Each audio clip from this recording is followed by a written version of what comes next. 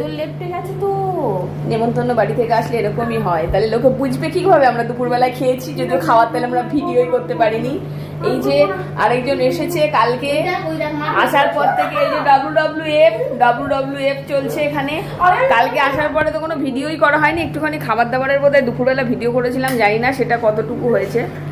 আর এখন পার্সেলে অনেকগুলো জামা কাপড় এসেছে, সেইগুলো এখন দেখা হচ্ছে। অনেক কিছু পার্সেল এসেছিল, সেইগুলো ওখানে রেখেছি। ওখানে রয়েছে প্রচুর জামা কাপড়, আবার টুনির প্যান্ট। এই যে এতগুলো জামা, যেগুলো খুব একটা ভালো লাগছে না, ওর জন্য সব ফেরত যাবে।